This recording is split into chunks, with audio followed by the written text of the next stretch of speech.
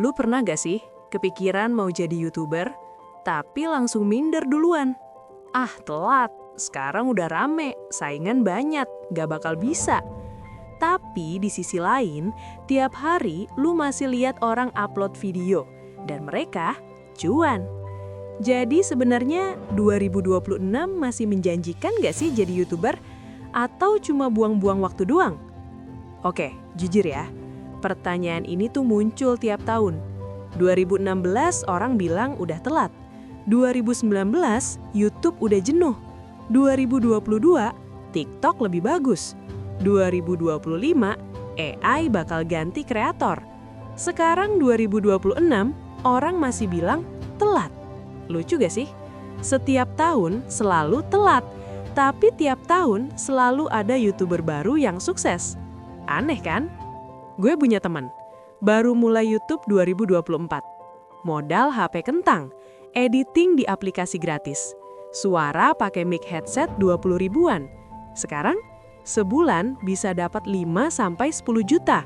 Bukan sultan sih, tapi buat kerja dari kamar doang, itu udah gila banget. Dan dia bukan siapa-siapa. Gak ganteng, gak viral, gak punya backing, cuma konsisten. Jadi masalahnya bukan masih menjanjikan atau enggak, tapi lebih ke lu siap jalaninnya atau enggak. Karena jujur aja, YouTube itu bukan lotre. Bukan upload hari ini, besok kaya. Kalau mindset lu begitu, mending jangan mulai. Serius. Sekarang kita bahas realistis ya. 2026 itu gimana sih kondisi YouTube? Pertama, penonton makin banyak, internet makin murah, HP makin canggih. Anak kecil sampai emak-emak semua nonton YouTube. Bahkan TV sekarang kalah sama YouTube. Dulu orang nonton sinetron.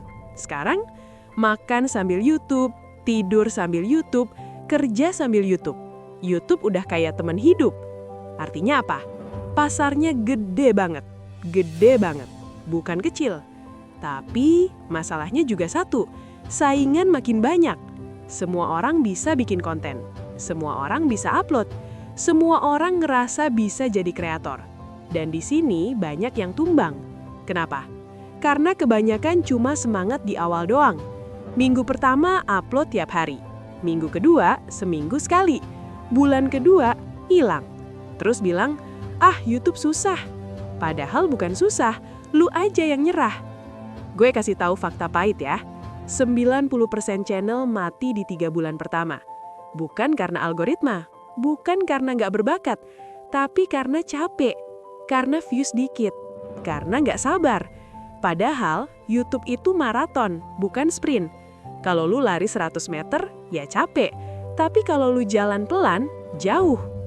Sekarang pertanyaannya, masih bisa dapat duit gak sih di 2026? Jawabannya, masih banget. Bahkan lebih banyak. Karena sekarang bukan cuma AdSense. Lu bisa dapat AdSense, affiliate, endorse, jual produk, jasa, membership, TikTok potong video, re-upload ke Shorts. Satu video bisa jadi 10 sumber duit. Dulu 2018 cuma ngarep AdSense doang. Sekarang lebih fleksibel.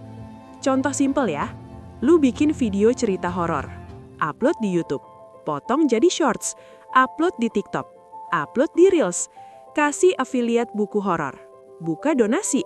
Sekali konten nyebar kemana-mana. Ibaratnya satu nasi dimakan rame-rame, cuan lebih gede. Jadi justru 2026 itu peluangnya lebih banyak, asal lu pinter maininnya. Tapi nih ya, gue jujur aja, kalau lu mikir, ah enak nih jadi YouTuber, rebahan dapat duit. Stop, itu mimpi. Realitanya, editing berjam-jam, skrip mentok, rekaman ulang, views cuma 10. Keluarga nanya, ngapain sih kerjaan lu? Mental lu bakal diuji. Banget. Banyak orang gagal bukan karena bodoh, tapi karena gak kuat malu, gak kuat sepi, gak kuat dilihat orang. Padahal semua kreator sukses juga pernah mulai dari 0 views. Semua. Gak ada yang langsung viral dari lahir. Sekarang coba mikir. Kalau lu mulai hari ini, setahun lagi udah 2027. Ada dua kemungkinan. Pertama, lu nggak mulai. Setahun kemudian masih nanya, enak gak ya jadi YouTuber? Atau kedua, lu mulai sekarang. Setahun kemudian minimal udah punya 100 video. Menurut lu yang lebih dekat ke sukses, yang mana? Jawabannya jelas. Masalahnya orang kebanyakan nunggu waktu yang pas.